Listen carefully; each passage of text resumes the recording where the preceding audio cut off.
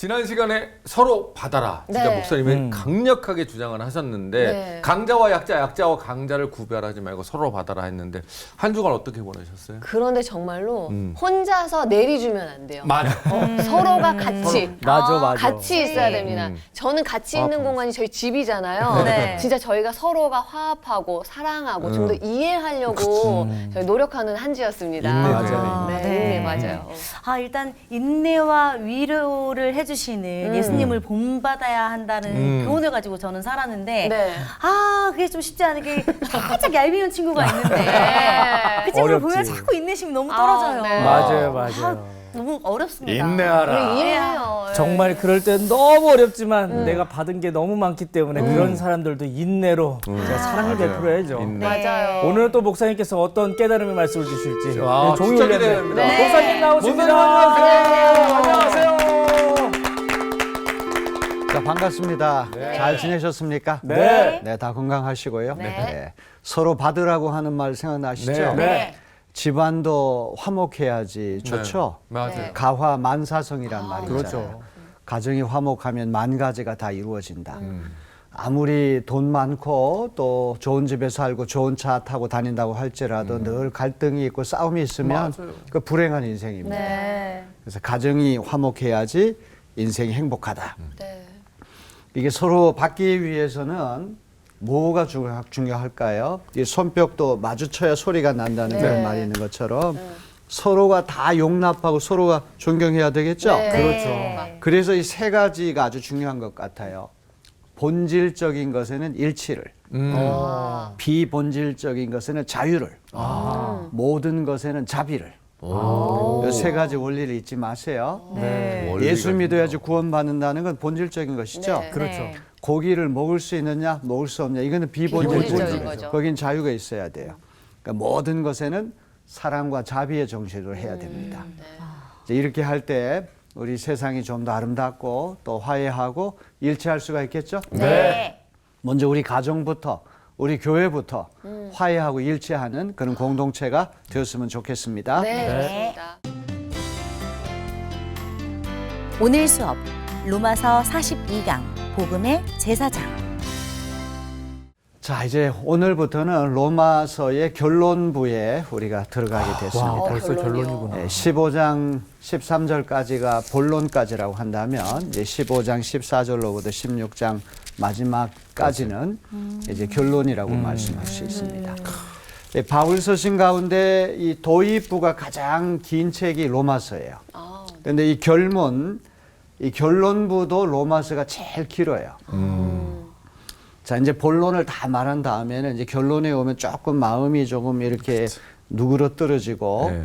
또 자기가 원하는 어떤 목적을 이루기 위해서 좀 외교적인 수사법을 구사해야 되겠죠? 네. 쭉 얘기하다가 이제 좀 강경하게 얘기하다가도 이제 결론부에 와가지고는 조금 어조를 바꿔야 됩니다. 네. 지금 이제 15장 14절부터는 뭔가 바울의 어조가 조금씩 다르다고 하는 걸 느끼게 될 거예요. 특별히 오늘 놓치지 말아야 될 거는 바울의 선교 원칙, 선교 전략, 이거를 보여주는 아주 중요한 와. 그런 말씀이 오늘 본문에 나옵니다. 네. 아, 기대된다. 자, 로마서는 지중해 동방 선교를 완료하고 스페인 쪽으로 눈을 돌리면서 로마를 서방 선교의 전초 기지로 삼고 선교 후원을 받기 위한 뚜렷한 목적을 가진 서신이에요. 네. 로마 교회는 바울이 세우지 않은 교회죠. 네. 한 번도 방문한 적이 없어요. 그동안 안디옥이라고 하는 것이 동방선교의 전초 기지였는데 동방선교를 얼추 다 완료한 다음에 이제 세상의 끝으로 여겨진 서바나 스페인에 가서 복음 전하는 것이 사도 바울의 꿈이에요. 네. 그러니까 한 번도 방문한 적이 없는 교회이기 때문에 마지막에 와가지고는 자기가 바라는 것들, 어떤 요구사항들을 이야기해야 되잖아요. 네. 그러기 위해서는 조금 외교적으로 좀 더 친밀감이 있고 로마 교인들 좀 높여줘야 되겠죠. 네. 그래야지 자기 원하는 목적을 맞아요. 이룰 수가 있기 때문에 이제 이 부분부터 와서는 조금 어조가 이제 바뀐다고 하는 것을 기억해야 됩니다. 네. 그래서 이 결론부에서는 이 로마 교인들에 대한 칭송으로 시작합니다. 와. 자, 우리 15장 14절을 지효 학생이 한번 읽어주세요. 네. 내 형제들아 너희가 스스로 선함이 가득하고 모든 지식이 차서 능히 서로 권하는 자임을 나도 확신하노라.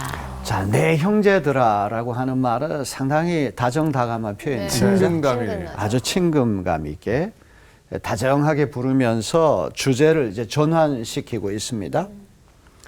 그동안 사실 로마서라고 하는 것이 한치의 오차도 없이 아주 면도칼 같이 아주 예리한 예리했죠. 네. 그런 필봉을 휘둘러 왔는데 이제 지금부터는 조금 기둘거럽게. 오조가 이렇게 조금 다정다감한 오조로 바뀌었다고 하는 것을 봅니다. 여기 보면 칭찬부터 하는 걸 우리가 알 수 있겠죠. 로마 교인들을 칭찬하는 그런 그 말씀 우리가 볼 수 있어요. 선함이 가득하다. 자, 세 가지를 칭찬해요. 첫째는 선함, 네. 두 번째는 지식, 지식. 세 번째는 서로 권면할 능력이 있다고 하는 것을 칭찬해요. 선함이라고 하는 건 어떤 걸 이야기합니까? 예? 도덕성을 이야기하죠. 말이나 행동이나 이런 착한 행실, 이제 그거를 로마 교인들 이제 칭찬하고, 난 지식이라고 하는 거는 기독교 신앙을 바로 이해하는 영적인 통찰력을 이야기하는 거예요. 그다음에 서로 권면할 능력이라고 하는 거는 도덕성이나 영적인 신학적인 지식을 다 갖추었기 때문에 서로 가르치고 권고할 수 있는 능력이 있다는 거죠. 이 어떤 교회의 교인이들지 간에 이 세 가지를 갖춘다고 그러면 상당히 성숙한 네. 크리스찬임에 틀림이 없는 이보다 것입니다. 더 좋을 수는 없다. 이제 이 바울이 이렇게 칭찬하는 거는 꼭 허풍이나 아첨이나 과장법만은 아닐 거예요. 이제 로마 교인들로부터 이런 로마 교인들에 대한 아주 좋은 이야기를 사도 바울이 많이 들었기 때문에 이걸 칭찬합니다. 그러면서 이제 확신한다는 말을 하잖아요. 로마 교인들에게 훌륭한 교인이라고 하는 것을 나는 확신한다. 이런 표현을 쓰고 있습니다. 자, 로마서 15장 15절을 한번 누가 읽어보실까요? 네, 15장 15절. 그러나 내가 너희로 다시 생각나게 하려고 하나님께서 내게 주신 은혜로 말미암아 더욱 담대히 대략 너희에게 썼노니. 네, 고맙습니다. 여기 보면 더욱 담대히 네. 대략이라고 하는 말은 몇 가지 점에 있어서 이런 뜻입니다. 교인들이 성숙한 신자들임에도 불구하고 사도 바울이 주제 넘을 정도로 대담하게 몇 가지 점에서 자신의 주장을 펼친 이유는 무엇입니까? 예? 여기 보면 다시 생각나게 하기 위함이다. 거듭 예. 강조. 다시 생각나게 하기 위하여, 기억을 새롭게 하기 위하여. 이제 로마 교인들이 통상 그 사도행전 2장에 보면 오순절 성령 강림 때 로마에서부터 온 사람들이 거기 이제 성령의 충만함을 받고 크리스찬이 됐어요. 그 사람들이 돌아가서 로마 교회가 생긴 걸로 그렇게 우리가 되게 추정을 하거든요. 그러니까 그들이 복음의 진수나 또 구원의 기초 다 알고 있어요. 네. 그런데 사도 바울이 다시 되새겨주는 사역, 상기시켜주는 사역을 하고자 몇 가지 점에서 대담하게 썼다. 이런 고백을 하잖아요. 근데 이렇게 상기시켜주는 거 좋은 것 같아요. 네, 왜냐면 그렇습니다. 저희가 매번 들어도 까먹어요. 맞아요. 지금 제가 말씀하려고 하는 것도 아니고 성서학당이라는 게 상기시켜주는 이런 네. 공부 아닙니까? 네. 우리 교회에서 귀가 따갑게 들었지만 또 까먹어요. 잊어버리죠. 그렇기 때문에 목사님들이 설교를 할 수 있는 거 아닙니까? 기억이 너무 좋아가지고 저 목사님 3년 전에 했던 거 또 하시네. 그럼 얼마나 힘들겠습니까? 그렇죠. 그럼 목사님 참 행복하실 것 같은데. 야, 이렇게 성숙한 사람이 있었나. 이제 성숙한 사람이 있다고 하는 그런 것 때문에 아주 행복하기도 하지만 피곤할 때도 있겠죠. 저거 뭐 옛날에 했던 거 또 하는구나. 그래서 우리가 자꾸 잊어버리기 때문에 이 상기시켜주는, 되새겨주는 사역이 얼마나 중요한지 몰라요. 맞아요. 그래서 재복음화. 나는 이제 예수 믿고 구원받았으니까 끝났다가 아니라 하나님 우리 부르실 때까지 계속해서 복음화되는 과정. 이게 되새겨주는 과정이고 기억을 새롭게 하는 과정 아닙니까? 네. 자, 이제 15장 16절은 너무나 중요한 말씀이기 때문에 우리 네 학생이 다 같이 읽었으면 좋겠습니다. 네. 시작. 이 은혜는 곧 나로 이방인을 위하여 그리스도 예수의 일꾼이 되어 하나님의 복음의 제사장 직분을 하게 하사 이방인을 제물로 드리는 것이 성령 안에서 거룩하게 되어 받으실 만하게 하려 하심이라. 네, 고맙습니다. 우리 네 학생이 다 아주 큰 소리로 잘 읽어주셔서 고마워요. 여기 하나님의 복음의 제사장, 이제 오늘 제 강의 제목이 복음의 제사장이라고 하는 타이틀을 제가 걸었는데 네. 여기서부터 나오는 거예요. 자, 이방인을 위하여 그리스도 예수의 일꾼이 되어 하나님의 복음의 제사장 직분을 감당한다.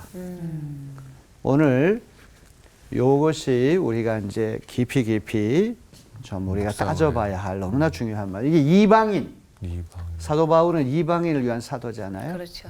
그러니까 유대인이 볼 때는 이방인은 거룩한 제물이 아니죠. 흠이 많아요. 네. 하나님 앞에 올 수가 없어요. 그런데 그 이방인을 위하여 그리스도 예수의 일꾼이 되었고 하나님의 복음의 제사장 직분을 감당한다. 예사롭지 않은 표현이에요. 네. 자, 이 그리스도 예수의 일꾼이라고 하는 말은 헬라 말로 레이투르고스 크리스투 예수라고 하는 말인데 이게 레이투르고스라고 하는 말, 요거 혹시 여러분 아마 다 까먹었을 거예요. 옛날 그 권세 이야기를 할 때 세금 거두어 드리는 관리가 바로 이 말을 썼잖아요.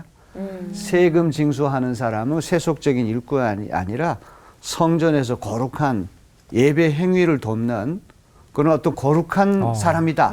네. 그 표현 그때 이 말 썼거든요. 네. 네. 요 레이투르고스라고 하는 말에서부터 리터지라고 하는 말, 예전, 예배 그 말이 여기서부터 나왔어요. 그러니까 이 말은 거룩한 제사, 제의와 관계된 말이에요. 사실 그동안 바울이 이 말을 쓰지 않고 둘로스, 그리스도의 종이란 표현 많이 썼고 네. 디아코노스, 주님의 어떤 사역자 그런 표현을 많이 썼잖아요. 네. 근데 여기에서는 아주 특별히 고르고 골라서 레이투르고스란 말을 써요. 이거는 예배하는 행위, 제사하는 행위와 관계가 되어 있는 거예요. 아시겠죠? 네. 저 오늘 공부할 말씀에서 이 제사장, 제사와 관계된 헬라 말이 5가지나 나와요.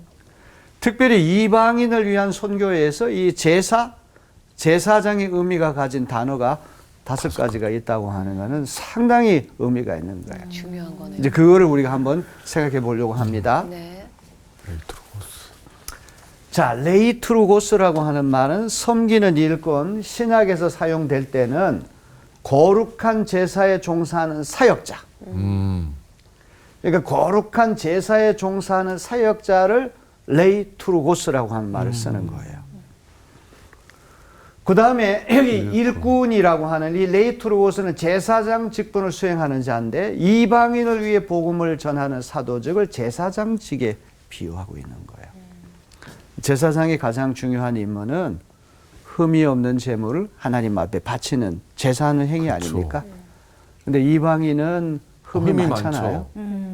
산 제물로 드릴 수가 없는 거예요. 네. 그렇죠. 그런데 이제 복음의 문이 이방인에게 열려가지고 이방인들도 하나님의 제단에 산제물로 올라가게 된다. 그러니 바울이 맡은 이방인을 위한 사도의 직분이라고 하는 것은 단순한 복음 전도자 직분이 아니라 율법대로 한다면 하나님의 제단에 거룩한 제물을 올려드리는 제사장의 직분을 감당한다는 거예요. 그래서 그런 의미가 여기 숨어 있는 거예요. 그 다음에 제사장 직무를 한다는 말, 요 말이 제사장 히에레우스에서 유래했어요. 성전에서 희생 제물을 제단에 바치는 거룩한 제사장 직능. 이방인을 위한 사도로서의 바울의 역할이라고 하는 것이 이방인을 하나님의 제단에 올려드리는 거룩한 제사장의 직분을 맡았다. 이런 표현을 여기 쓰고 있는 거예요. 자, 그러면 제가 한번 지금까지 충분히 말씀드렸죠. 왜 레이투르고스라는 말하고 이 제사장이라고 하는 말을 사도 바울이 골라 쓰는 이유는 뭘까요? 이미 충분히 답을 이야기한 것 같은데. 뭐 일반적인 제사장이라기보다는 흠이 많은 이방인들을 산제물로 올리기 위해서 강조하고 여러 가지 제사장의 역할을 많이 해야 된다는 의미가 아닐까라는 생각이 들어요. 좋습니다. 또 다른 분? 저는 이렇게 생각해요. 이제 이방인들이 하나님의 제단에 올라갈 수 없는 흠이 많은 그런 백성이었는데 유대인들과 똑같이 그들도 하나님의 제단에 거룩한 제물로 올라갈 수 있는 시대가 열렸다. 똑같이. 그래서 이방인을 위한 사도는 그냥 복음 전도자에 불과한 것이 아니라 이런 거룩한 제사의 직분을 맡은 하나님의 복음의 제사장 역할을 하는 것이다. 어찌 보면 그 바울이 통로를 좀 만들어준 역할을 하지 않았나라는 생각도 들어요. 이방인들이 편안하게 신앙생활을 할 수 있도록. 그렇습니다. 이제 유대인에게만 국한됐던 어떤 이 제사의 어떤 개념, 제물의 개념 이런 것들이 이방인에게로 확대됐다고 하는 걸 보여주는 그런 의미가 네. 여기 있습니다. 그러니까 제사장은 하나님과 이스라엘 백성 사이에 중보자 역할을 하는 거 아닙니까? 이스라엘의 죄를 대속하기 위해 희생 제물을 제단에 바치는 일이 제사장이 해야 할 가장 큰 일인데 그동안 유대인들만 해당되고 이방인들은 다 제외됐어요. 그런데 이제 이방인들까지도 하나님의 은총 바깥에 있고 구원받을 수 없는 완전히 버림받았던 이방인들까지도 그 하나님의 거룩한 제단에 희생 제물로 바쳐줄 수 있는 시대가 열렸다. 그 뜻깊은 사역을 하는 사람이 바로 사도 바울이다. 그는 복음의 제사장이다 이런 말이에요. 네. 자, 복음의 제사장이라는 건 두 가지 의미가 있을 거예요. 첫째는 바울이 이방인들을 하나님께 거룩한 산 제물로 바친다. 이 첫 번째 의미는 이런 의미가 있을 거예요. 15장 16절 후반부에 보니까 이방인을 제물로 드리는 것이 성령 안에서 거룩하게 되어 받으실 만하게 하려 하심이라. 제사장이 거룩한 희생 제물을 하나님의 제단에 바치듯이 바울이 이방인들을 복음으로 개종시켜서 하나님께 제물로 바치는 제사장 직분을 감당한다. 이렇게 해석할 수 있죠. 네. 충분히 이해가 되죠? 네. 네. 이방인들에게 전도를 해가지고 이방인들을 하나님의 제단에 제물로 올려드린다. 이제 이런 의미가 첫 번째 의미가 있어요. 자, 두 번째 의미는 이방인들이 제물로 드리는 어떤 것? 이 경우에는 이방인들이 복음을 받아들인 다음에 하나님께 자신을 거룩한 제물로 드리는 것. 아, 자신을. 네. 이 주체가 첫 번째는 바울이 주체인데 여기에서는 주체가 이방인. 이제 두 가지 양방향으로 다 해석할 네. 수 있죠. 이제 이방인에게 복음을 전도해가지고 예수를 믿게 되는 것. 그것이 첫 번째 의미로 전도한 사람이 그분을 하나님의 제단에 올려드리는 것이 되지만 두 번째는 예수 믿고 구원받아가지고 자기 자신을 거룩한 산제물로 하나님 올려드리는 것. 네. 이 두 가지 해석이 다 가능한 거예요. 자, 16절에는 모두 5개 헬라어가 제사장 제물 이미지와 직결되어 있습니다. 왜 이방인 선교를 제사장 제물이란 영적인 은유법을 쓸까요? 지금까지 답을 수없이 얘기했는데 대답 못 하십니까? 한번 좀 정리를 한번 해보세요. 이방인들은 부정하기 때문에 성전에 들어갈 수도 없고 거룩한 제물로 하나님께 받아들여지기 어려웠는데 이제 하나님께서 이방인도 받으시고 깨끗하게 하실 수 있기 때문에 그 이방인들에게 복음을 전해가지고 그들도 하나님 앞에 거룩한 제물을 올려드리는 시대가 드디어 열린 왔다. 거죠. 네네. 열렸다. 그 이방인 선교와 관련된 얘기를 지금 계속 하는 거예요. 그래서 이게 이제 선교 원칙, 선교 전략을 얘기할 때도 역시 이방인 선교가 중심이 되는 겁니다. 그동안 이제 유대인에 대한 이야기를 하다가 이제는 시각을 돌려가지고 이방인 선교에 대한 말씀을 계속 하는 거예요. 복음으로 유대인뿐만 아니라 이방인도 하나님께서 기뻐 받으실 향기로운 제물이 될 수 있다. 그런 시대가 열렸다는 것이죠. 자, 하나님의 복음의 제사장이라고 하는 말 너무너무 중요한 말이고 흥미로운 말이기도 합니다. 잘 못 들어봤던 그런 말이기도 복음의 해요. 제사장. 전도해서 얻은 개종자를 하나님이 기뻐 받으실 거룩한 제물로 바치는 거룩한 제사장 직분. 그게 전도자의 직분이라는 것이죠. 우리가 전도자가 전도해서 얻은 결신자를 하나님의 제단에 바치는 거룩한 제사장이 되는 거예요. 베드로전서 2장 9절에 보면은 택하신 족속, 왕 같은 제사장, 하나님 나라의 소유가 된 백성, 그런 표현 여러분 많이 들어보셨죠? 네. 제사장이라고 하는 거는 레위 지파 사람, 아론의 후손들만 될 수 있었는데 복음의 시대가 열린 다음에는 이방. 우리 모두가 다 제사장이 될 수가 있어요.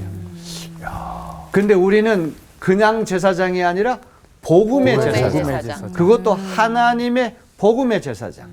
복음의 원천이 하나님께 있는 것이기 때문에 하나님의 복음의 제사장 직분을 맡았다. 이것이 바울이 우리에게 가르쳐 주려고 하는 아주 중요한 메시지예요. 이제 우리는 이게 피부에 잘 와닿지가 않아요. 이게 뭐 2000년이라는 시간도 지나고 공간도 이렇게 차이가 나고 또 유대교라고 하는 것하고의 어떤 텐션, 긴장도 우리가 별로 없기 때문에 피부에 와닿지 않는데 2000년 전에 바울이 이 말씀을 할 때는 이건 획기적인 표현이에요. 야, 제사장, 제물, 그건 전부 다 유대인만의 특권이고 유대인 가운데도 레위 지파, 아론의 후손들, 그들만 관계된 어떤 독점하는 형태의 그런 것이었는데 이제 우리 모두가 예수 믿는 우리 모두가 다 제사장이 될 수 있다는 거예요. 복음의 제사장이 돼가지고 누군가에게 그리스도의 복음을 전해서 그 사람이 예수를 믿게 되면 우리는 그분을 하나님의 제단에 올려드리는 제사장의 직분을 감당하는 거죠. 추천 씨 이해가 됐습니까? 그러면은 저희가 뭐 그때 당시에 삶을 살지 않았기 때문에 좀 이해하기가 내가 제물이 돼야 돼, 뭐 제사장이 이게 되게 인식 자체가 좀 낯설고 좀 어색한데 어찌 보면 이방 입장에서는 이제 바울이 이런 이야기를 해서 모두가 이제 평등하게 복음의 제사장이 될 수 있다라고 말했을 때는 이방인들이 다 환영하고 너무 기뻐했을까요? 만인 제사장설이라고 하는 말이 이제 마틴 루터가 했던 유명한 말인데요. 이제 유대인들은 격분하겠죠. 그렇죠. 유대인들은 도무지 받아들일 수 없는 그런 주장인데 이제 우리와 같은 이방인들에게는 큰 기쁜 소식이죠. 우리가 감히 하나님의 제단에 올라갈 수 있어? 그거는 꿈도 꿀 수 없는 그런 일이었는데 이제 사도 바울이 이 복음을 세계화시키고 이방인들까지도 이 복음을 전하면서 이건 참으로 기쁜 소식이고 그 덕분에 우리까지 복음이 오게 된 거 아닙니까? 이 상황이 벌어지지 않았으면 사실 우리가 예배를 드릴 수 없는 거잖아요. 모르는 거죠. 모르는 하나님 거지. 자체를. 그렇습니다. 하나님 자체를 모를 수도 있지. 자, 로마서 15장 18절로부터 19절 전반부에 이런 말씀이 있습니다. 그리스도께서 이방인들을 순종하게 하기 위하여 나를 통하여 역사하신 것 외에는 내가 감히 말하지 아니하노라. 그 일은 말과 행위로 표적과 기사의 능력으로 성령의 능력으로 이루어졌으며 그러니까 이방인의 어떤 개종, 이방인 전도라고 하는 것이 어떻게 이루어졌는가. 이방인 구원은 세 가지 방법으로 이루어졌다는. 첫째는 말과 행위. 이제 말만 가지고는 안 돼요. 전도를 말만 하고는 행동이 따라가지 않으면 안 된다. 말과 행위 같이 붙어야 돼. 표적과 기사의 능력. 뭔가 이 세상에 체험할 수 없는 놀라운 일들이 일어날 때가 있지 않습니까? 그리고 세 번째는 성령의 능력. 요런 방법을 통해 가지고 이제 복음의 제사장 직분을 감당할 때 이방인들이 예수 믿고 구원받는 역사가 일어났다. 이제 그 말씀을 합니다. 네. 자, 이제 지금부터는 바울의 선교 원칙, 선교 전략에 대해서 이제 공부를 좀 해보겠습니다. 네. 자, 15장 19절 우리 후반부를 우리 네 분이 한번 다 읽어보실까요? 그리하여 내가 예루살렘으로부터 두루 행하여 일루리곤까지 그리스도의 복음을 천만하게 전하였노라. 네, 고맙습니다. 천만하게. 말과 행위, 표적과 기사, 성령의 능력으로 이방인들에게 복음을 전한 결과를 압축적으로 이렇게 표현합니다. 여기서 아주 중요한 표현이 예루살렘에서 일루리곤까지라고 하는 그런 표현이에요. 네. 자, 예루살렘에서 일루리곤까지 거의 20년이 넘는 그런 세월 동안 세 차례의 세계 선교 여행을 통해서 복음을 전파했다고 하는 사실을 예루살렘에서 일루리곤까지 이렇게 표현하고 있어요. 일루리곤이라고 하는 것은 바울 당시 마케도니아 북서쪽 아드리아 해를 사이에 두고 이태리 반도 맞은편에 있던 지역. 이제 오늘날로 얘기하면 더 이해가 쉬울 것입니다. 북알바니와 유고슬라비아 대부분 지역. 거기가 일루리곤이에요. 그런데 문제는 사도행전을 비롯해 바울 서신 어디를 읽어봐도 바울이 일루리곤에 가서 복음 전했다는 기록이 없어요. 또 여기 예루살렘이라고 하는 출발지를 얘기하고 이제 도착지를 일루리곤이라는 표현을 쓰는데 일루리곤 가서 복음 전했다는 그런 사실이 안 나오거든요. 근데 사도 바울이 이방 선교 출발지는 어디예요? 예루살렘. 시리아의 수리아의 안디옥에서부터 출발해요. 안디옥. 근데 왜 굳이 예루살렘에서부터 일루리곤이라고 하는 표현을 썼을까요? 자, 세계 복음의 진원지 출발지는 예루살렘이에요. 그렇죠? 네. 예루살렘에서부터 복음이 시작돼 가지고 온 유대와 사마리아 땅끝까지 확장된 거 아닙니까? 상징성이 있기 때문에 그렇죠. 상징성 때문에. 안디옥이라는 말을 쓰지 않고 예루살렘이라는 말을 일부러 골랐었어요. 일루리곤도 마찬가지로 동방선교의 끄트머리까지 갔다. 이런 상징성. 의미로 이 말을 썼다 볼 수가 있어요. 여러분 사무엘하 3장 10절에 보면은 단에서 부엘세바까지라고 하는 말이 나와요. 이게 무슨 뜻입니까? 끝에 단이라고 끝에서 하는 것은 최북단을 말하고 부엘세바는 최남단이야. 맨 북쪽 끄트머리가 맨 남쪽 끄트머리 두 지역을 얘기하는 건 이스라엘 전체를 얘기하는 전체가 거예요. 우리가 쓰는 표현 가운데 한라에서 백두까지. 이것은 무슨 말이에요? 끝에서 끝까지. 한반도 전체를 끝에서 끝에까지 한반도 전체를 아우르는 포괄적인 용어가 이거 아닙니까? 네. 이게 예루살렘에서부터 일루리곤이라고 하는 이 표현은 지중해 동방 지역 전체를 아우르는 비유적인 표현이다. 그렇게 이해를 하면 좋겠습니다. 네. 그다음에 여기 두루라고 하는 말이 나와요. 또 편만하게라고 하는 말이 나와요.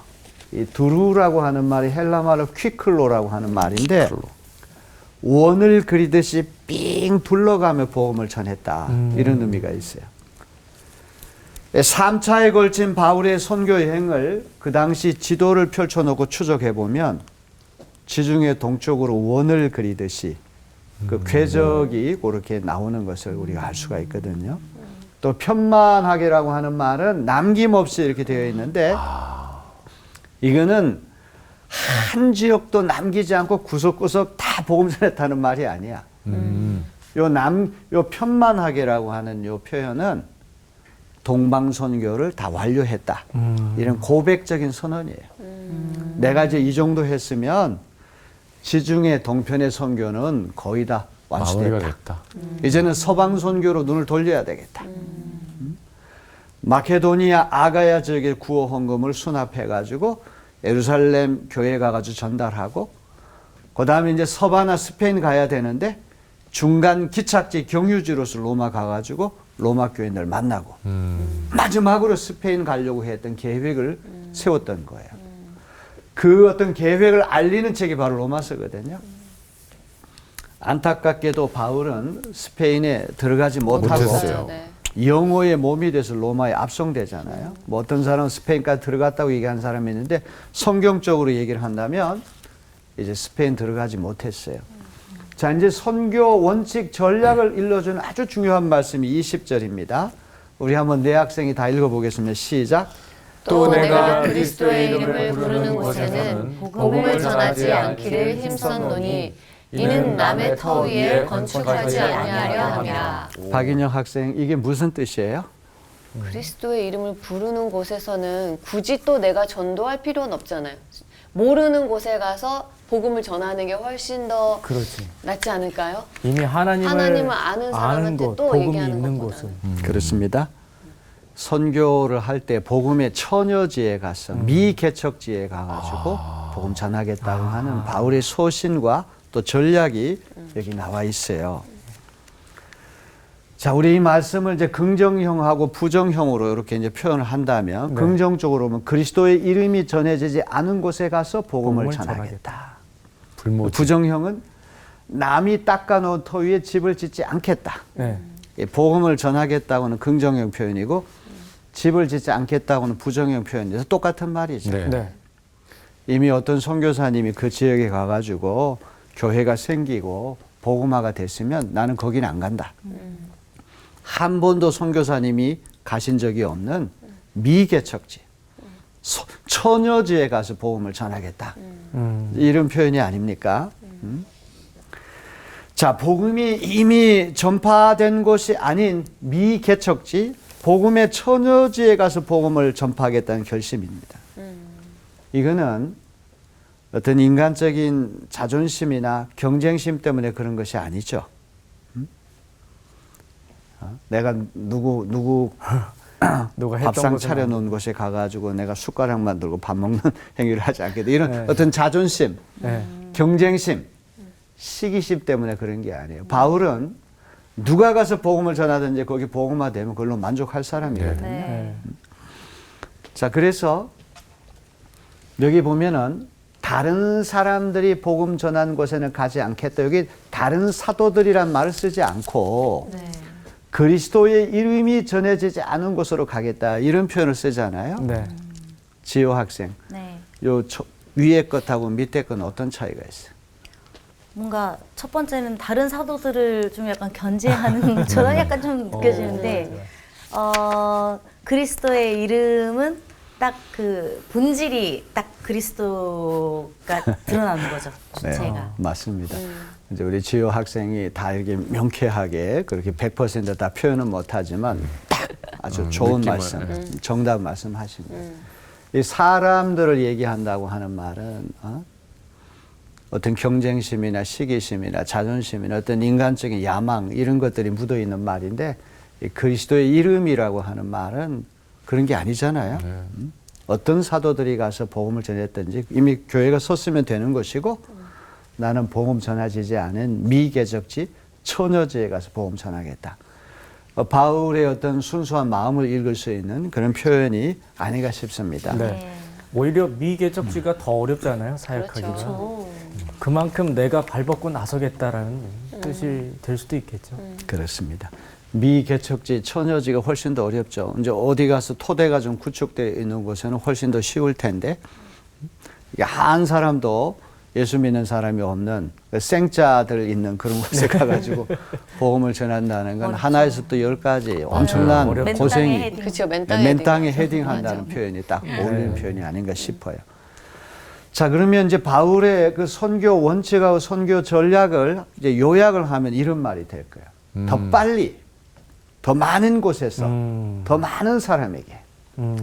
더 빨리라고 하는 건 시간을 이야기하는 것이고, 더 많은 곳이라고 하는 공간을 이야기하는 것이고, 더 많은 사람이라고 하는 전도의 대상을 이야기하는 거 아닙니까?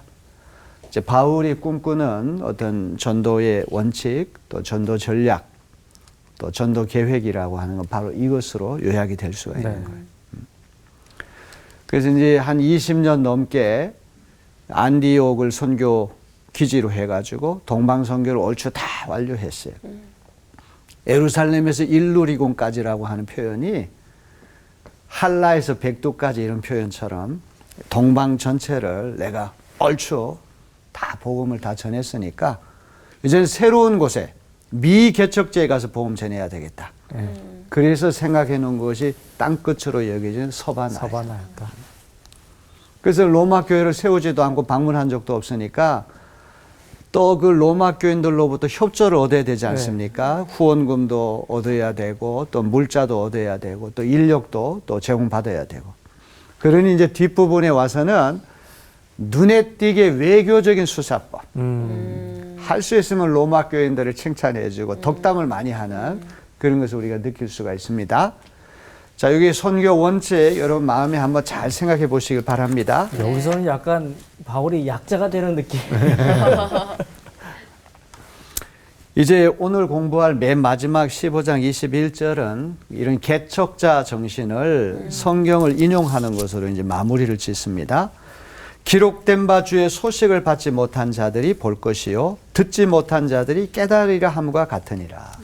이 말씀 이사야 52장 15절 후반부.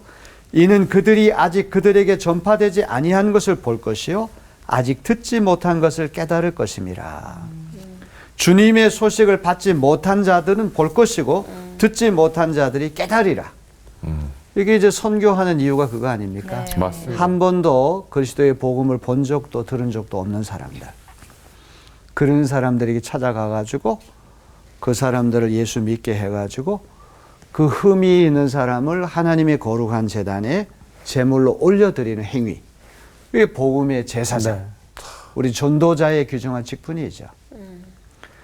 자, 이제 이렇게 해서 이제 15장 1절로부터 13절 그 본론 다 마치고 이제 14절부터는 이제 로마서의 이제 마지막 이제 결론부를 향해서 우리가 시달려 가고 있거든요.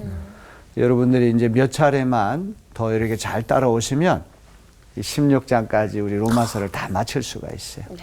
그동안 아주 잘해 주셔서 감사드립니다. 네. 오늘 이 복음의 제사장이라고 하는 말하고 바울의 선교 원칙, 선교 철학, 선교 정신, 또 선교 전략 이런 것들 한번 잘 생각해보는 그런 시간 됐으면 좋겠습니다. 네.